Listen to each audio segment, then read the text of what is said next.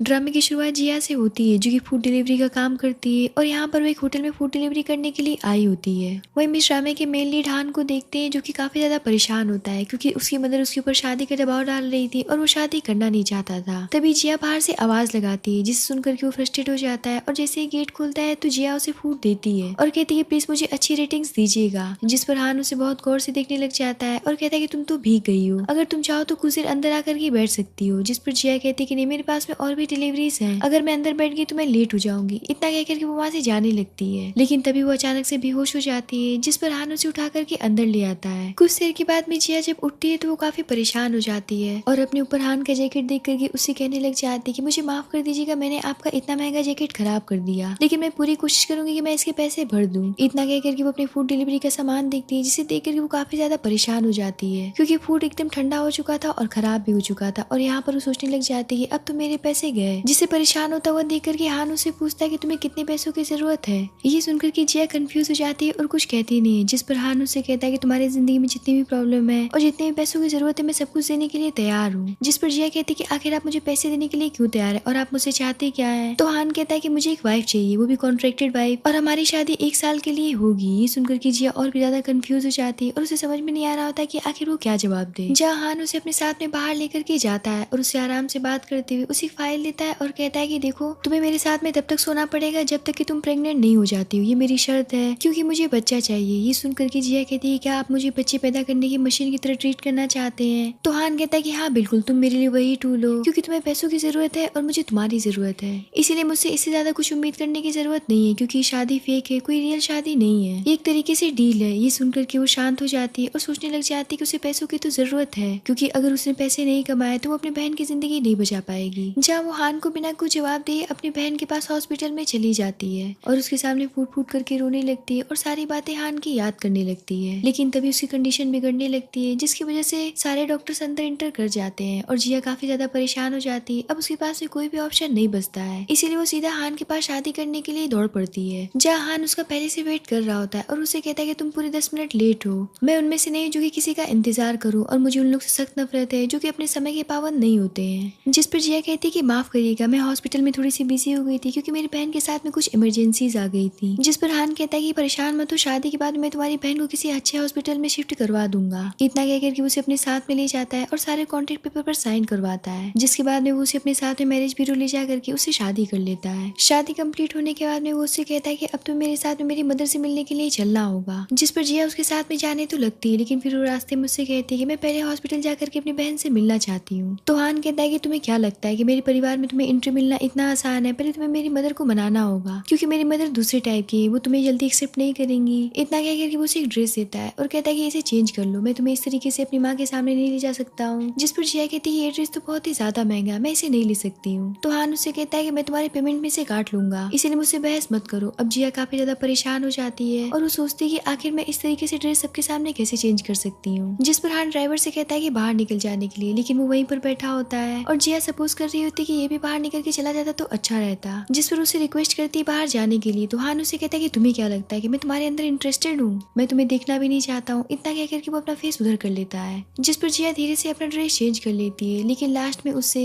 Dress के पीछे का जेब क्लोज नहीं हो रहा होता है। जिस पर हान उसकी हेल्प करता है और धीरे से उससे कहता है कि तुम बहुत ही ज्यादा ब्यूटीफुल लग रही हो। अब फाइनली हान की कार उसके घर के सामने रुकती है, जहाँ बहुत सारी मेट्स उन्हें ग्रीट करती है, जिन्हें देख करके जिया घबरा जाती है। पर हान उसका हाथ पकड़ करके उसे सपोर्ट करता हुआ अंदर लेकर के जाता है, जहाँ हान की मदर काफी ज्यादा गुस्से में होती है और कहती है कि मेरे सामने नील डाउन होकर के मुझसे माफी मांगो। जिस पर हान कुछ कहता नहीं है और जिया का हाथ पकड़ करके उनके सामने ले जाकर के खड़ा कर देता है। उसे देख करके उसकी मदर कहने लग जाती है कि मैंने तुमसे तांग परिवार की बेटी से शादी करने के लिए कहा था, ना कि किसी सड़क छाप लड़की को उठा करके हमारे घर में लाने के लिए कहा था। अब उनका ऐसा रूप देख करके जिया काफी डर जाती है और फौरन से उन्हें नमस्ते करती है। जिस पर आंटी खड़ी होकर के जिया का फेस अच्छे से देखती है और बड़े गुस्से से उसके फेस को छोड़ते हुए अपने हाथ को पूछने लगती है, जैसे कि उन्होंने कुछ गंदा छू लिया। और यहाँ पर वो कहने लग जाती है कि इसकी शकल सूरत तो एकदम अच्छी नहीं है और इसकी शकल सूरत और पहनावे ओढ़ावे से ही लग रहा है कि किसी गरीब परिवार की लड़की है, ना कि किसी अच्छे परिवार से बिलोंग करती है। ये सुनकर के हान कहता है कि उसके माता पिता दोनों ही कॉलेज में प्रोफेसर थे, लेकिन उनकी एक्सीडेंट में मृत्यु हो गई, जिसकी वजह से अनाथ हो गई। जिस पर उसकी मदर उसकी बातों को इग्नोर करते हुए जिया से तरह तरह के सवाल पूछने लग जाती है, जिस पर वो काफी ज्यादा नर्वस हो जाती। तो हान कहता है कि माँ लगता है कि किसी क्रिमिनल से सवाल जवाब कर रही है, ना कि अपनी बहू से। ये सुनकर के वो भड़क जाती है और कहती है कि मुझे इसके आंसर्स बिल्कुल भी अच्छे नहीं लग रहे हैं। और यहाँ पर वो जिया से कहने लग जाती है कि आखिर तुमने क्या करके मेरे बेटे को फंसाया है, क्योंकि तुम तो इसके लायक कहीं से भी नहीं लगती हो। इस बात पर जिया उनसे परफेक्ट झूठ बोलती है और कहती है कि जब मैं हान से पहली बार मिली थी तभी मुझे इनसे प्यार हो गया था और मैं इनसे बहुत ही ज्यादा प्यार करती और हमने तो शादी भी कर ली। इतना कहकर के वो उन्हें अपने मैरिज सर्टिफिकेट दिखा देती है।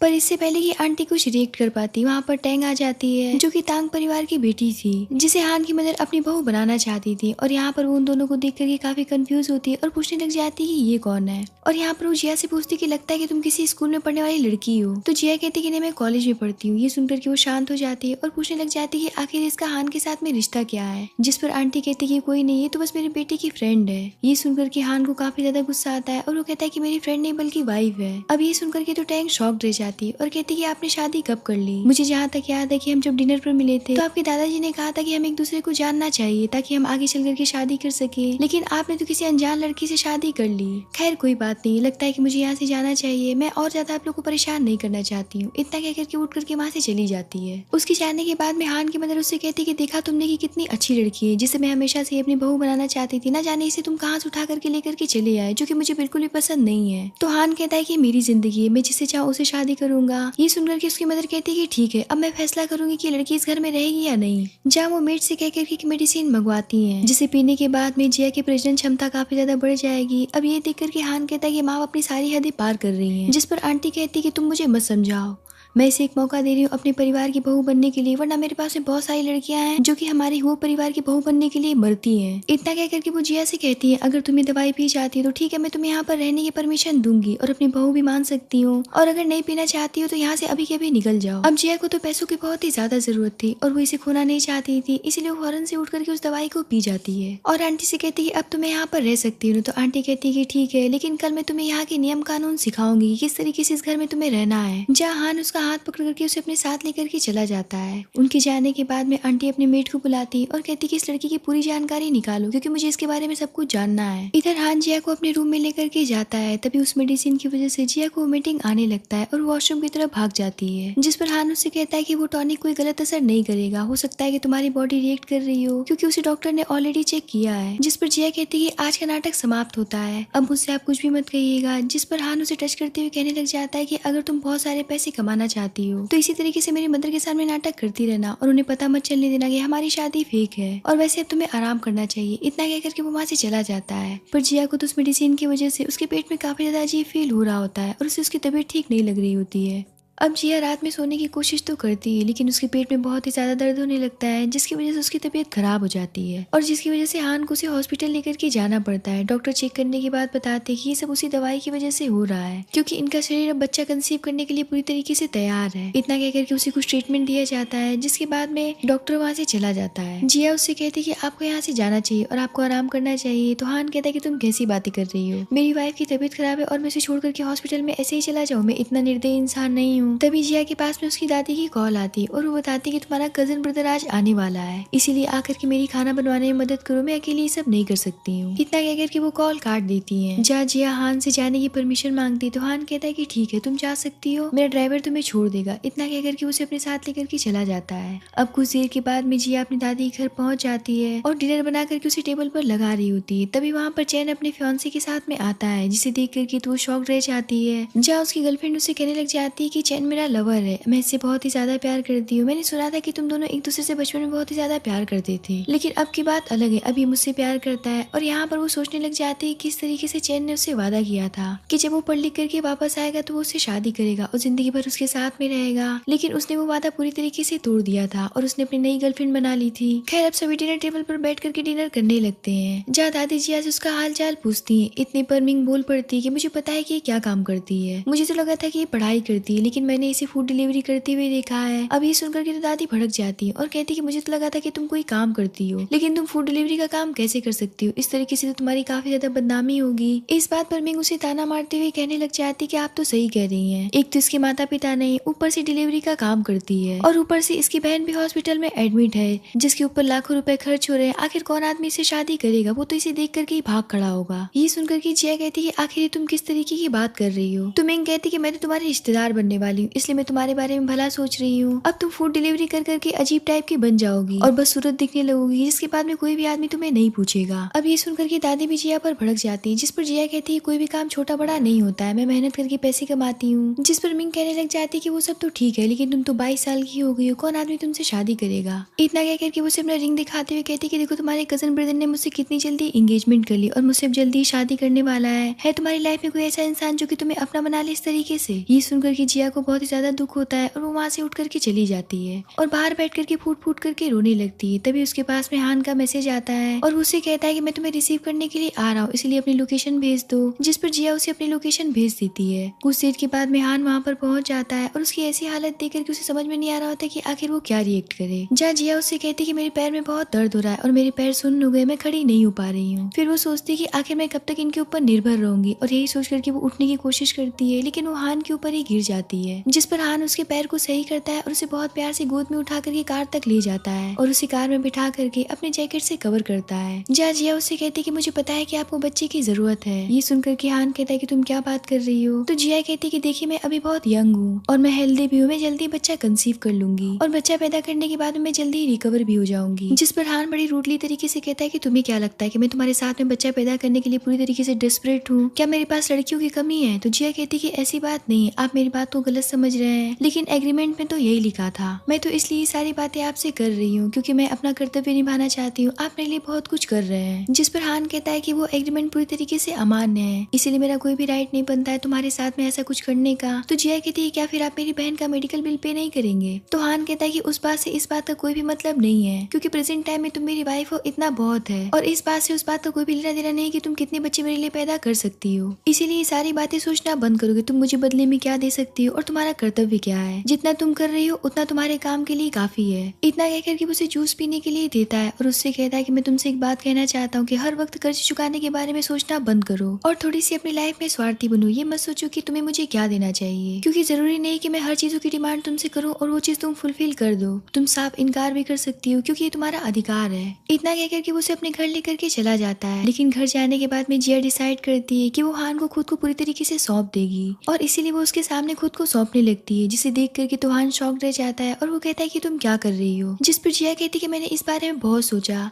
फिर मुझे लगा कि आप जो करना चाहते हैं इसके लिए आप अपने आप को क्यों रोक रहे हैं, क्योंकि मैं खुद को आपको सौंपने के लिए पूरी तरीके से तैयार हूँ। हान उससे कहता है कि तुम्हें ये सब करने की कोई भी जरूरत नहीं है। तो जिया कहती है कि लेकिन मैं करना चाहती हूँ और ये मेरी मर्जी है, ना कि किसी एग्रीमेंट की वजह से।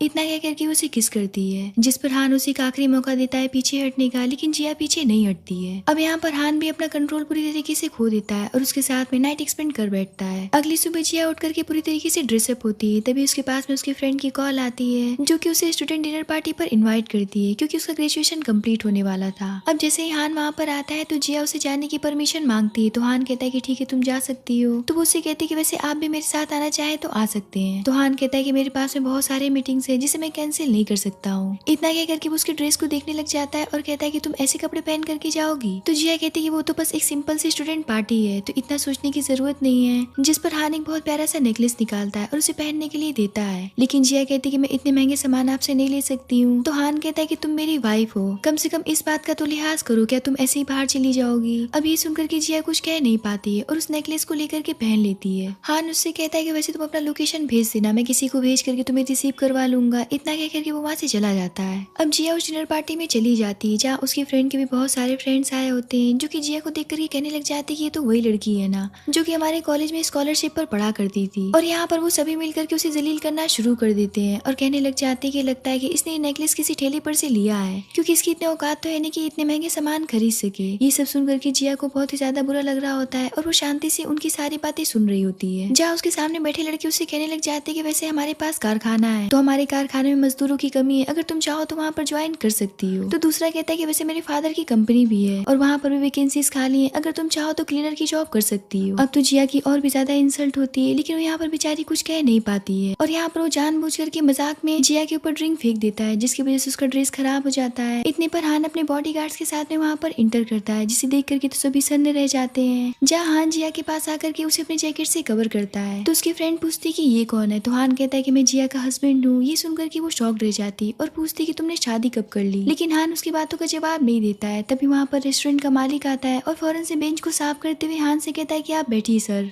जिस पर हान वहाँ पर बैठ जाता है तो उसके सामने बैठा लड़का ईगो में आकर के पूछने लग जाता है कि वैसे तुम करते क्या हो, तुम्हारा किस चीज का बिजनेस है। जिस पर हान जानबूझकर के कहता है कि ज्यादा कुछ नहीं, छोटी मोटी एक कंपनी है जिसमें कि जिया तुम्हें अच्छी खासी सैलरी दे करके काम पर रख सकती है। ये सुनकर के उसका फेस उतर जाता है। जहाँ हान दूसरे लड़के से पूछता है कि मैंने सुना है कि तुम्हारी जॉब हु ग्रुप में लगी है, तो घमंड में आकर के कहता है कि हाँ मेरी जॉब वहाँ पर लग गई है। इस बात पर हान अपनी कंपनी में कॉल करता है और उसे तत्काल प्रभाव पर जॉब से निकलवा देता है। अब ये देख करके तू बौखला जाता है और कहता है कि आपके पास में इतनी राइट आई कहाँ से ये सब करने की, लेकिन हान उसकी बातों का जवाब नहीं देता है और एक एक करके सभी क्लास लेना शुरू करता है। अब उसकी पावर देख करके सभी समझ जाते हैं कि आखिर जिया ने किससे शादी की है और उन सभी ने मिलकर के गलत आदमी से पंगा ले लिया है। हान कहता है कि तुम्हारे जैसे दोस्त होने से तो अच्छा है कि मेरी जिया बिना दोस्त की रहे, क्योंकि तुम लोग इसकी दोस्ती के काबिल नहीं हो। तुम लोग कचड़े हो जो कि किसी भी आदमी की इंसल्ट करना कहीं भी शुरू कर देते हो, क्योंकि तुम्हारे माता पिता ने तुम्हें अच्छे संस्कार तक नहीं दिए हैं। ये कह करके वो उनकी उल्टी तरीके से बेइज्जती करता है और कहता है कि वैसे आज के डिनर मेरी तरफ से है और इसके बाद में तुम लोग कभी भी जिया से नहीं मिल पाओगे और जिया के साथ में तुम्हारा कोई भी फ्रेंडशिप नहीं रहेगा। इतना कह करके वो जिया को अपने साथ लेकर के चला जाता है। जब उसे अपने साथ में कार से लेकर के जाने लगता है तो जिया उसे कहती है कि मुझे यकीन नहीं आ रहा है कि आपने सभी बातें सुन ली। जिस पर हान कहता है कि अब तुम्हें किसी से भी डरने की जरूरत नहीं है। अगर तुम्हारे साथ में कोई भी बुरा बर्ताव करे या फिर तुम्हें बुली करे तो प्लीज मेरा नाम उन्हें बता देना और बता देना कि मैं तुम्हारा हस्बैंड हूँ। इस बात से हिचकिचाना बिल्कुल भी मत। जिस पर जिया बहुत ज्यादा सोचने के बाद कहने लग जाती है कि मिस्टर हान, आपने मुझे इतना महंगा नेकलेस क्यों दिया, ऊपर से मैंने आपका ये इतना महंगा जैकेट भी खराब कर दिया है। तो हान कहता है कि सारी चीजें तुम्हारे सामने कुछ भी नहीं है। तो जिया कहती है कि आखिर आप मेरे प्रति इतने दयालु क्यों हैं। तो हान कहता है क्योंकि तुम मेरी वाइफ हो और तुम मेरी रिस्पॉन्सिबिलिटी हो, इसलिए मैं पीछे नहीं हट सकता हूँ। जिसके बाद में वो उसे एक शॉप पर लेकर के जाता है। तो जिया कहती है कि आप मुझे यहाँ क्यों लेकर के आए, मुझे तो लगा था कि आप मुझे घर लेकर के जाएंगे। जिस पर हान कहता है कि नहीं, आज तुम्हें मेरे साथ में शॉपिंग करनी पड़ेगी। इतना कह करके वो उसे बहुत सारे गहने दिलाता है, जिसे देख करके तो जिया परेशान हो जाती है और वो कहती है कि मैं ये सब नहीं लेना चाहती हूँ। जिस पर हान उसकी इस बात को इग्नोर करता हुआ अपना क्रेडिट कार्ड अपने असिस्टेंट को दे करके कहता है कि मेरी वाइफ को जो भी कुछ खरीदना हो उसे सारी चीजें दिला देना। और वो जिया से कहता है कि मुझे एक मीटिंग के लिए बाहर जाना पड़ेगा,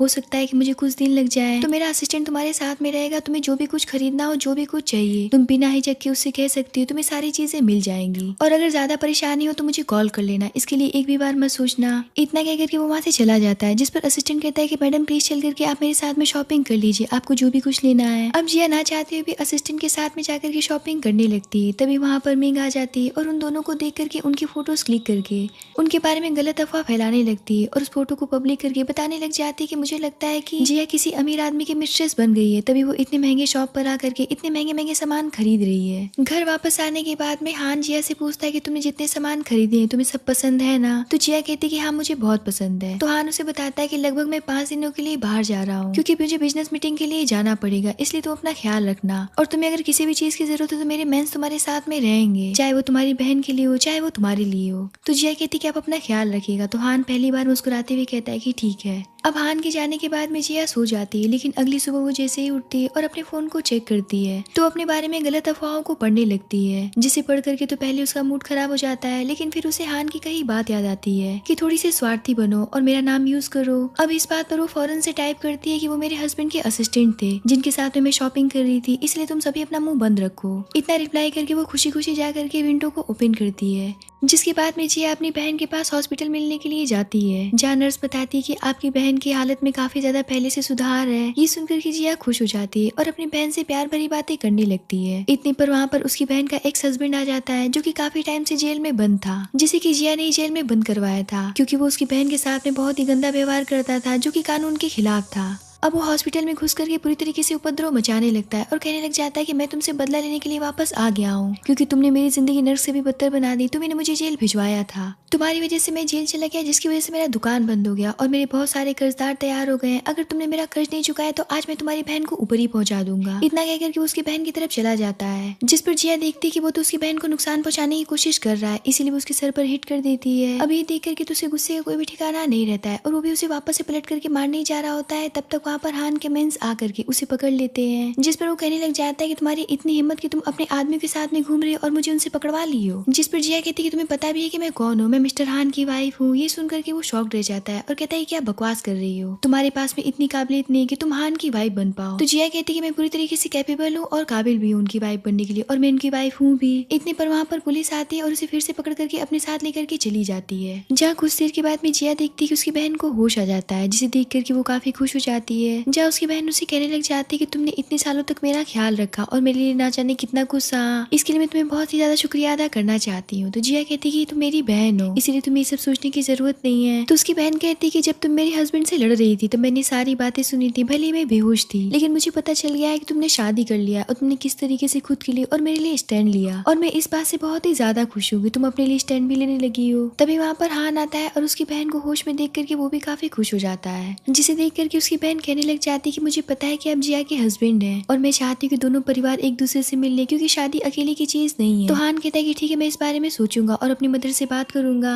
जिसके बाद में वो जिया से कहता है कि हमें घर चलना चाहिए क्योंकि माँ काफी गुस्से में है। ये सुनकर के उसकी बहन कहती है कि तुम्हें घर जाना चाहिए, जहाँ जिया हान के साथ में चली जाती है। अब हान घर जाने के बाद में अपनी मदर से कहता है कि जिया के फैमिली वाले आपसे मिलना चाहते हैं और उसकी बहन भी होश में आ गई, तो मैं चाहता हूँ कि आप उनसे मिले और अपने रवैये में थोड़ी चेंजिंग लाएं। जिस पर उसकी मदर कहती है कि मुझे मेरा रवैया बताने की जरूरत नहीं है, एक तो तुमने मुझे बिना बताए शादी कर ली, ऊपर से उसे हमारे घर उठा लाया। जिस पर हान कहता है कि अगर मैंने आपको पहले ही बता दिया होता तो आप मुझे कभी भी उससे शादी नहीं करने देती, आपको सिर्फ अपना शार्प जबान चला करके सबको शर्मिंदा करना आता है और कुछ भी नहीं। तो उसकी मदर कहती है कि तुम्हारी वाइफ इसी के लायक है, क्योंकि वो मेरे परिवार के बहू बनने के लायक नहीं है। एक तो फूड डिलीवरी का काम करती है, ऊपर से उसके माता पिता नहीं है, ऊपर से उसकी बहन हॉस्पिटल में एडमिट है उसके ऊपर बोझ बन करके। अगर ये बात पब्लिक में आ गई तो हमारे वो परिवार की बदनामी फैल जाएगी। जिस पर हान खड़ा होकर के उनसे कहने लग जाता है कि लगता है कि माँ आप वो दिन भूल गई हैं जब मेरे फादर की डेथ हो गई थी और आपको सभी ताने मारा करते थे, लेकिन आप झुकी नहीं, आप पूरी ताकत के साथ में सबसे लड़ी और कंपनी को खड़ा कर दिया। लेकिन जब आप थक करके सोती थी तो आपके पास में कोई भी नहीं होता था, तब मैं आपकी देखभाल करता था और तब मैंने कसम खाया था कि मैं जिससे भी शादी करूंगा उसे कभी भी किसी के ताने नहीं सुनने दूंगा और न ही किसी तरीके का दुख उठाने दूंगा। और अब ये बात कोई भी नहीं झुटला सकता है कि वो मेरी वाइफ है। मैं चाहता हूँ कि वो हमेशा खुश रहे और खुल करके हंसे। मैं मानता हूँ कि उसका फैमिली बैकग्राउंड वीक है, लेकिन इसका मतलब ये नहीं कि आप उसे नीची निगाहों से देखेंगी। उसके पास में कुछ ऐसा है जो सबके पास में नहीं होता है। वो पूरी तरीके से शुद्ध है और मन की बहुत ही साफ लड़की है। मेरे जैसा पत्थर दिल इंसान उसके साथ में रहते रहते ये महसूस करने लगा कि खुशी क्या होती है, और अब मुझे ऐसा फील होता है कि मैं जिंदा हूँ। माँ, मैं बस आपसे इतना कहना चाहता हूँ कि मैं यहाँ पर आपसे परमिशन मांगने के लिए नहीं आया हूँ। मैं बस इतना चाहता हूँ कि आप चीजों को समझे और मुझे सपोर्ट करें, क्योंकि मुझे आपके सपोर्ट की बहुत ही ज्यादा जरूरत है। मैं ये नहीं कह रहा हूँ कि आप जिया को फौरन से अपनी बहू के रूप में एक्सेप्ट कर लीजिए, पर प्लीज उसे एक चांस तो दीजिए। कम से कम मेरे बारे में तो सोचिए कि आपकी बेटी की खुशी किस चीज में है। क्या आप मेरी खुशी नहीं देखना चाहती हैं? प्लीज मैम, मुझे और उसे एक मौका दीजिए सब कुछ साबित करने के लिए। ये सुनकर के उसकी मदर थोड़ी सी पिघल जाती है। इतना कहकर के हान जैसे ही मुड़ता है, उसकी मदर कहती कि जिया हमारे वो परिवार की बहू है और मैं नहीं चाहती हूँ कि मेरे परिवार की बेइज्जती हो, इसीलिए उससे कह देना कि अब से अच्छे कपड़े पहन करके घर से बाहर निकला करे। ये सुनकर के हान प्यारी से स्माइल करता है और उसे ऐसा फील होता है कि चलो उसकी मदर ने कुछ तो एक्सेप्ट किया। अब अगले दिन हान की मदर जिया की फैमिली वालों से मिलने के लिए जाती है, जहाँ वो जिया की बहन से बहुत प्यार से मिलती है। अब तो जिया की फैमिली वाले ये देख करके पूरी तरीके से सन्न रह जाते कि आखिर जिया ने इतने अमीर आदमी से शादी कैसे कर ली। इस बात से मिंग भी काफी डिसअपॉइंट हो जाती है और उसे काफी ज्यादा जेलस फील होने लगता है। इसीलिए वो जेलस में आकर के जिया की इंसल्ट करना शुरू कर देती है और यहाँ पर जिया के अंकल आंटी भी उसकी इंसल्ट करने का एक भी मौका नहीं छोड़ते हैं। इस बात से हान भड़क जाता है और जिया के जम करके सपोर्ट करता है और जिया की फैमिली वालों के अगेंस्ट खड़ा हो जाता है। ये सब देख करके तो जिया भी शॉक्ड रह जाती है कि हान उसकी इस तरीके से साइड ले रहा हो जैसे कि वो उसकी रियल वाइफ हो। खैर, किसी तरीके से डिनर समाप्त होता है और सभी वहाँ से चले जाते हैं। जहाँ जिया बाहर आकर के हान से कहने लग जाती है कि आपने मेरा इतना सपोर्ट किया, इसके लिए आपका बहुत बहुत शुक्रिया। जिस पर हान कहता है कि मैंने तुम्हारा सपोर्ट इसलिए नहीं किया क्योंकि मैं तुम्हारी थैंक यू को सुनना चाहता हूँ। मैंने तुम्हारा सपोर्ट इसलिए किया क्योंकि तुम मेरी पत्नी हो और वो परिवार की पत्नी कभी भी किसी के सामने नहीं झुकती। इस बात को हमेशा याद रखना। जिस पर जिया कहती है कि पर कॉन्ट्रैक्ट में तो ये सब नहीं लिखा है, जैसा कि आप मेरे लिए इतना कुछ कर रहे हैं। जिस पर हान उसकी बातों को इग्नोर करते हुए कहता है कि हमें घर चलना चाहिए। इतना कहकर के वो उसे घर लेकर के चला जाता है। जहाँ जिया उससे कहती है कि मुझे नहीं पता है कि मैं आपका शुक्रिया अदा कैसे करूँ, क्योंकि शब्दों के अलावा मेरे पास ऐसा कुछ भी नहीं है। इसलिए मैं आपसे पूछना चाहती हूँ कि मैं आपके लिए क्या कर सकती हूँ जिससे कि आपको खुशी मिले। अगर आप कहेंगे तो मैं सारी चीजें करने के लिए तैयार हूँ। इस बात पर हान उसे अपने करीब खींच करके अपनी गोद में बिठा लेता है और कहता है कि क्या सच में तुम सब कुछ करने के लिए तैयार हो जो भी मैं तुमसे कहूंगा? तो जिया कहती है कि हाँ। ये सुनकर के हान कहता है कि ठीक है, कल सुबह मेरा वकील आएगा न्यू एग्रीमेंट के साथ में, जिसे तुम्हें सीरियसली तरीके से पढ़ना है और उन पर साइन करना है। ये सुनकर के तो काफी घबरा जाती है और कहती है कि मैं समझी नहीं। अगली सुबह हान का वकील न्यू एग्रीमेंट के साथ में आता है, जिसे जिया पढ़ना शुरू करती है और यहाँ पर उसे पता चलता है कि हान उसे रियल मैरिज करना चाहता है और उसे अपनी रियल वाइफ बनाना चाहता है पूरी लाइफ टाइम के लिए। ये देख कर करके तो वो हैरान रह जाती है और पेपर्स को आगे पढ़ना शुरू करती है, जिसमें कि रियल शादी के सारे बेनिफिट्स लिखे होते हैं। अब सारे पेपर्स पढ़ने के बाद में जिया कहती कि ये क्या है, कहीं आप पागल तो नहीं हो गए, ये तो पहले वाले एग्रीमेंट से काफी ज्यादा अलग है। तो हान कहता है कि पहले की बात अलग थी लेकिन अब की बात अलग है। तो जिया कहती कि मैं समझी नहीं। इतने पर हान वकील से कहता है कि अब आप यहाँ से जा सकते हैं, जिस पर वकील वहाँ से चला जाता है। वकील के जाने के बाद में हान जिया से कहता है कि अब मेरी बात ध्यान से सुनो, अब हमारे रिश्ते के बीच में किसी तरीके का सौदा या फिर लेन देन नहीं रह गया है। मैं तुमसे वादा करता हूँ कि मैं तुम्हें एक हैप्पी फैमिली और बहुत सारा प्यार दूंगा। फर्क नहीं पड़ता है कि फिर सिचुएशन कैसी रहे, चाहे तुम्हारी बीमारी में या फिर तुम्हारी खुशी में या फिर तुम्हारे गम में, मैं तुम्हारा हमेशा ही साथ दूंगा। कभी भी तुम्हें अकेला नहीं छोड़ूंगा और अपने आखिरी सांस तक तुम्हारी रक्षा करूंगा। और जब तक मैं जिंदा हूँ तुम्हें किसी भी बात की चिंता करने की जरूरत नहीं है। मैंने आज तक ये सवाल कभी भी किसी लड़की से नहीं पूछा है, लेकिन आज मैं तुमसे पूछने जा रहा हूँ कि क्या तुम मेरी रियल वाइफ बनोगी, क्या मेरे साथ में पूरी जिंदगी रहोगी, क्या तुम मेरे बच्चे की माँ बनोगी। ये सुनकर के जिया इमोशनल हो जाती है और कहती है कि हाँ, जिस पर हान बहुत प्यार से जिया को पकड़ करके उन पेपर्स पर साइन करवाता है और धीरे से उससे कहता है कि अब तुम बन गए मेरी असली वाइफ, और मेरी असली वाइफ बनने का मतलब तो तुम समझ ही सकती हो। तो जिया कहती है कि हाँ मैं समझ रही हूँ। जिस पर हान उसे उठा करके बेडरूम में लेकर के जाता है और बहुत प्यार से किस करते हुए इस बात को कन्फेस करता है कि वो पुराने एग्रीमेंट को लेकर के कभी भी सीरियस नहीं था। वो तो उसे हमेशा से अपनी रियल वाइफ बनाना चाहता था, लेकिन उसके फादर के जाने के बाद से हान पूरी तरीके से कोल्ड बन गया और उसे किसी के भी ऊपर बिलीव नहीं रह गया था। इसलिए उसने 1 साल का कॉन्ट्रैक्ट बनवाया था ताकि वो जिया को परख सके। लेकिन जिया तो पहले दिन से ही हान के दिल में उतर चुकी थी।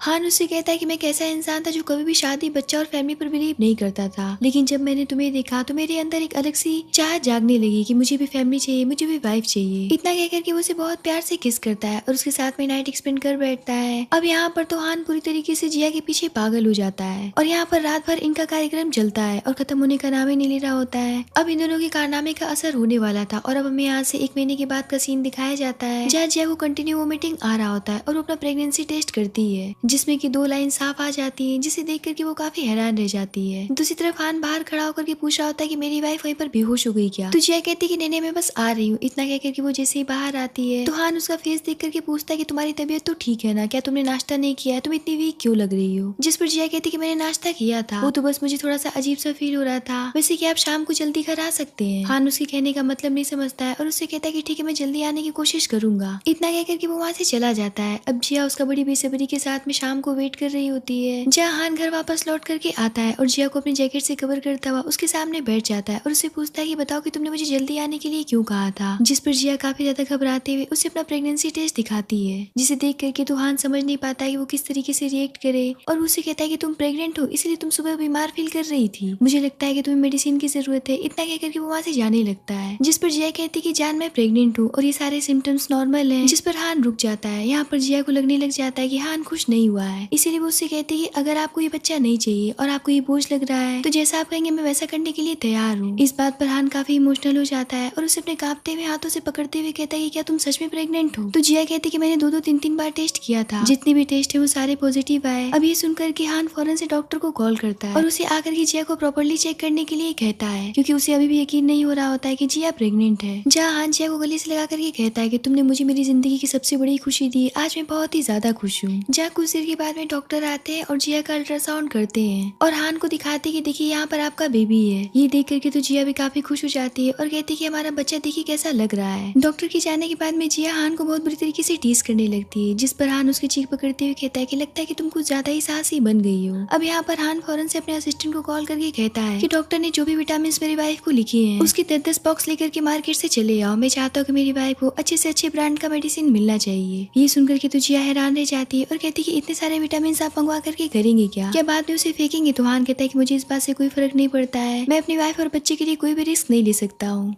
और वैसे भी अब हमें शॉपिंग पर चलना होगा ताकि हम अपने बच्चे के लिए बहुत सारी चीजें खरीद सके और उसके लिए एक प्यारा सा रूम तैयार कर सके। तो जिया कहती है कि हो सकता है कि मेरे बच्चे को महंगी चीजें पसंद ना आए। तो हान कहता है कि ठीक है हम ऑर्डिनरी चीजें भी खरीदेंगे और महंगी चीजें भी खरीदेंगे, जिस पर जिया मुस्कुरा देती है और कुछ कहती नहीं है। तभी हान के पास में एक कॉल आता है तो हान कहता है कि ठीक है मैं आपसे मिलने के लिए तैयार हूँ। इतना कहकर के वो कॉल काट देता है और जिया से कहता है कि तुम्हें मेरे साथ में पुराने मेंशन चलना पड़ेगा क्योंकि दादाजी तुमसे मिलना चाहते हैं। अब ये सुनकर के तो जिया और भी ज्यादा परेशान हो जाती है। अब अगले दिन हान जिया को दादाजी घर लेकर के जाता है, जहाँ हान के अंकल उसे मिलते हैं तो हान उन्हें बताता है कि मेरी वाइफ है, जिस पर हान की आंटी कहने लग जाती है कि कितनी छोटी और सुंदर लग रही है। यहाँ पर वो जिया से उसके फैमिली बैकग्राउंड के बारे में पूछने लगती है। ये सुनकर के जिया थोड़ी सी नर्वस हो जाती है, जिस पर हान कहता है कि जिया मेरी वाइफ है और यही अब से इसकी पहचान है, और वैसे भी मैंने जिया से शादी की ना कि इसकी फैमिली वालों से शादी की है, तो कृपया करके उसे ज्यादा सवाल जवाब न करे। ये सुनकर के उसके अंकल की बेटी कहने लग जाती है कि ऐसी लड़कियां अमीर परिवार को फंसा करके लंबी छलांग लगाती हैं, जैसे कि फूड डिलीवरी किया करती थी। ये सुनकर के हान कहता है कि वे तुम पिछले 3 सालों से एक ही क्लास में फेल होती आ रही हो और हमारे घर का नाम रोशन कर रही हो। मुझे लगता है कि अब तुम्हें पढ़ाई लिखाई करने की कोई भी जरूरत नहीं है, हमारा पैसा ही बर्बाद हो रहा है। ये सुनकर के उसका मुंह बंद हो जाता है, जिसके बाद में सभी फाइनली दादाजी के साथ बैठ करके लंच करते हैं, जहाँ दादाजी जिया से थोड़े बहुत सवाल जवाब करते हैं और उसे सलाह देते हैं कि उसे अपने और बच्चे का अच्छे से ख्याल रखना चाहिए। जिसके बाद में दादाजी हान से अपने साथ में शतरंज खेलने के लिए कहते हैं, तो हान तो उनके साथ में जाने लगता है, लेकिन वो अपने असिस्टेंट को इशारा कर देता है जिया का ध्यान रखने के लिए। इधर हान की मदर जिया के लिए सूप लेकर के आती है, जिसे वो बहुत प्यार से पीने लगती है। तभी वहाँ पर बटलर आकर के कहता है कि दादाजी ने कहा है कि बहू रानी को हमारी खानदानी विरासत को दिखाने की जरूरत है, जो कि कई पुश्तों से कीमती पेंटिंग्स और चीजें रखी हुई हैं। तो क्या बहू रानी आप इसे देखना पसंद करेंगी? जिस पर हान की मदर जिया से कहती है अगर तुम देखना चाहो तो जाकर के देख सकती हो। जिस पर जिया उनके साथ में चली तो जाती है, लेकिन रास्ते में उसे अजीब सा फील होने लगता है और वो कहती है कि आखिर मुझे और कितना अंदर जाना होगा। तो बटलर उससे कहता है कि बस थोड़ा सा और चलना पड़ेगा। ये सुनकर के जिया घबरा जाती है और कहती है कि अब मैं और नहीं चल सकती हूँ। इतने पर वहाँ पर नर्स आकर के उसे पकड़ लेती है। तभी वहाँ पर एक डॉक्टर आता है और बताता है कि दादाजी ने कहा है कि आपको वो परिवार के लिए वारिस देना पड़ेगा, जो कि एक राजकुमार होना चाहिए। इधर असिस्टेंट आकर के हान को धीरे से बता देता है कि मैडम को हवेली की दूसरी साइड ले जाया गया है। वहीं जिया को जबरदस्ती अंदर पकड़ करके ले जाया जाता है, जहाँ डॉक्टर बताता है कि इस तकनीक का बहुत सारे अमीर परिवारों ने उपयोग किया है, जिससे कि उन्हें बेटे की प्राप्ति हुई है, और मेरी इस तकनीक से वो परिवार को भी उनका वारिस मिल जाएगा, जो कि उनकी विरासत को आगे बढ़ाएगा। लेकिन इससे पहले कि वो डॉक्टर जिया के साथ में कुछ कर पाता, वहाँ पर हान आकर के उसे जिया से फौरन से दूर करता है और उसके ऐसी उल्टी सीधी वाहियात एक्सपेरिमेंट करने के जुर्म में पुलिस के हवाले करने का ऑर्डर देता है। साथ में उसके डॉक्टरी लाइसेंस को भी रद्द करवाने का ऑर्डर दे देता है, जिस पर हान के आदमी डॉक्टर सहित बटलर को भी अपने साथ पकड़ करके लेकर के चले जाते हैं। तभी वहाँ पर दादाजी आते हैं और कहते हैं कि तुम ये सब नहीं कर सकते हो। जिस पर हान कहता है कि मेरी 3 बातों को ध्यान से सुन लीजिए। पहला है कि हु ग्रुप के 51% शेयर मेरे नाम पर है, तो अगला उत्तराधिकारी चुनने का मेरा पूरा अधिकार है। इसमें कहीं भी नहीं लिखा हुआ है कि मेरा बेटा या बेटी ही उत्तराधिकारी बनेगा, वो मेरी बेटी भी बन सकती है। और दूसरी बात है कि पिछले साल आपकी बेवकूफी की वजह से कंपनी को 270 मिलियन का लॉस हुआ था, जिसकी भरपाई करने के लिए मैंने अपनी निजी संपत्ति का उपयोग किया था और एग्रीमेंट के हिसाब से उसी समय आपके सारे अधिकार को रद्द कर दिया गया था। और तीसरी सबसे इम्पोर्टेंट बात है कि जिया मेरी लीगली वाइफ है, और अगर आज के बाद में आप मेरे बच्चे और मेरी वाइफ के करीब आने की कोशिश भी किए तो मैं आपके खिलाफ कार्रवाई करूंगा और एक भी बार पीछे नहीं हटूंगा। ये सुनकर के तो दादाजी के पांव लड़खड़ा जाते हैं। जहाँ हान कहता है कि अब आप बूढ़े हो चुके हैं, तो आपको बैठ करके आराम से अपनी जिंदगी काटनी चाहिए, ना कि दूसरे की जिंदगी में दखल अंदाजी करनी चाहिए। इतना कह करके वो जिया को अपने साथ में लेकर के चला जाता है। जहाँ घर आने के बाद में जिया सो जाती तो हान बहुत प्यार से अपने बच्चों को गुड नाइट कहता है, जिसके बाद में वो भी सो जाता है। अगले दिन हम हान को देखते हैं, जो कि बहुत सारे बेबीज वाले बुक के बीच में बैठा होता है और उसके सामने असिस्टेंट खड़ा होता है, जिससे कि वो कह रहा होता है कि हमारे घर के सारे फर्नीचर्स को चेंज करके गोल्ड फर्नीचर्स लगवा दो, जिससे कि मेक श्योर हो सके कि मेरे बच्चे और मेरी वाइफ को कभी भी चोट ना लगे। और बच्चा होने के बाद में घर का टेम्परेचर बिल्कुल नॉर्मल होना चाहिए, जिससे कि बच्चे को कभी भी कोई भी परेशानी ना हो, ना ही उसे ज्यादा ठंड लगनी चाहिए और ना ही ज्यादा उसे गर्मी लगनी चाहिए। और मेंशन के आसपास की सिक्योरिटी को बढ़ा दो और मेक श्योर करना कि कोई भी अनजान पर्सन कभी मेंशन के अंदर इंटर ना कर पाए। यहाँ पर हान पूरी तरीके से ओवर प्रोटेक्टिव होता चला जा रहा था। तभी वहाँ पर जिया आती है, जिससे कि हान डिस्कस करने लग जाता है कि बच्चे के रूम की पेंटिंग किस कलर की होगी, जहाँ वो दोनों मिलकर के पेंटिंग डिसाइड कर लेते हैं। जिसके बाद में हान खड़ा होकर के अपने बच्चे की किक को फील करने लगता है, जिस पर जिया उसे टीज करते हुए कहने लग जाती है कि आपका बच्चा बिल्कुल आप ही की तरह उपद्रवी है, हर वक्त वो किक करता रहता है। ये सुनकर के हान स्माइल करता है और अपने बच्चे को फील करने लगता है और उससे कहता है कि मैं बहुत ही ज्यादा खुश हूँ कि मेरा बच्चा मेरी तरह बिल्कुल स्ट्रॉन्ग निकलेगा। जिसके बाद में वो असिस्टेंट से कहता है कि मेरे सारे आज की मीटिंग्स को कैंसिल कर दो, क्योंकि मैं अपनी वाइफ को गार्डन में टहलाने के लिए लेकर के जा रहा हूँ। जिस पर असिस्टेंट कहता है कि पर बॉस वो मीटिंग बहुत ही ज्यादा इंपॉर्टेंट है। जिस पर हान कहता है कि फर्क नहीं पड़ता है कि वो मीटिंग कितनी इंपॉर्टेंट है और कितना मुझे लॉस होगा, क्योंकि मेरे बच्चे और मेरी वाइफ से बढ़कर के कुछ भी नहीं है। इतना कहकर के हान उसे लेकर के चला जाता है, जहाँ वो उसे टहलाने के बाद में अपने साथ शॉपिंग पर भी लेकर के जाता है। लेकिन मॉल में जाते ही जिया के पेट में दर्द होने लगता है और वो उससे कहती है कि आपका बच्चा बहुत ही ज्यादा किक कर रहा है, जिससे कि मुझे परेशानी हो रही है, मुझे वॉशरूम जाना है। जिस पर हान फौरन से उसे गोद में उठा लेता है। इस बात से जिया का फेस एम्बैरेसमेंट से भर जाता है, क्योंकि सारे लोग उसे देख रहे होते हैं। पर हान उसे नीचे नहीं उतारता है और उसे वॉशरूम तक लेकर के जाता है और वॉशरूम के बाहर खड़े होकर के घड़ी को देख रहा होता है कि आखिर जिया कितनी देर लगा रही है। तभी जिया बाहर आती है और कहती है कि आप मुझे हमेशा ही शर्मिंदा ऐसे क्यों करते रहते हैं। तो हान कहता है कि मुझे सिर्फ तुम्हारे और बच्चे की चिंता है, मुझे लोगों से कोई फर्क नहीं पड़ता है कि आखिर वो क्या सोचते हैं। अब जिया का डिलीवरी डेट आ जाता है, जहाँ हान उसे फौरन से हॉस्पिटल लेकर के जाता है और डिलीवरी के टाइम भी वो उसके साथ में होता है और उसे हिम्मत दे रहा होता है और उससे कह रहा होता है कि अगर तुम्हें ज्यादा दर्द हो रहा हो तो तुम मुझे दांत भी काट सकती हो। अब यहाँ पर काफी ज्यादा स्ट्रगल करने के बाद में में जिया जुड़वा बच्चों को जन्म देती है, जिनमें से एक बेटा होता है और एक बेटी होती है, जिसे देख करके हान बहुत ही ज्यादा इमोशनल हो जाता है और जिया को थैंक यू करता है। और अब हमें यहाँ से 2 महीने के बाद का सीन दिखाया जाता है, जहाँ हान अपने जुड़वा बच्चों को लेकर के बहुत ही ज्यादा खुश होता है और उनके साथ में बिजी होता है, जिसे देख करके हान की मदर कहती है कि मेरा बेटा बिल्कुल भी पहले जैसा नहीं रह गया, देखो कितना पोलाइट और कितना खुश रहने लगा है। तभी एक बेबी रोने लगता है तो हान फौरन से जिया को उसे दूध पिलाने के लिए देता है, जहाँ हान की मदर कहती है कि मैं तुम्हारे लिए सूप बना करके लेकर के आती हूँ। इतना कह करके वो वहाँ से चली जाती है। उनके जाने के बाद में हान जिया से कहता है कि मेरी जिंदगी में आने के लिए तुम्हारा बहुत बहुत शुक्रिया, तुम्हारे मेरी जिंदगी में होने की वजह से मुझे ऐसा एहसास होता है कि मैंने अपना जिंदगी व्यर्थ नहीं किया। प्लीज मुझे छोड़ करके कभी भी मत जाना, मेरे साथ में पूरी जिंदगी रहना, क्योंकि मैं तुम्हारे बिना नहीं जी सकता हूँ। जिस पर जिया कहती कि मैं अपनी आखिरी सांस तक आपसे ऐसे ही प्यार करती रहूंगी और आपको कभी भी छोड़ करके नहीं जाऊंगी। इस बात पर हान उसे बहुत प्यार से किस करता है और इसी प्यारे से मोमेंट के साथ में इस ड्रामे की पर हैप्पी एंडिंग होती है। सो क्यूटीज ड्रामा कैसा लगा आप लोग कमेंट करके ज़रूर बताइएगा, और अगर ड्रामा पसंद आया तो लाइक करना मत भूलिएगा, और अगर आप मेरे चैनल पर नए हैं तो सब्सक्राइब करना तो बिल्कुल भी मत भूलिएगा, और बेल आइकन को क्लिक कर दीजिएगा ताकि मेरे आने वाले ड्रामास के आपको नोटिफिकेशन मिल सके। सो मैं मिलती हूँ इसी तरीके की अगली वीडियो में, तब तक के लिए टाटा।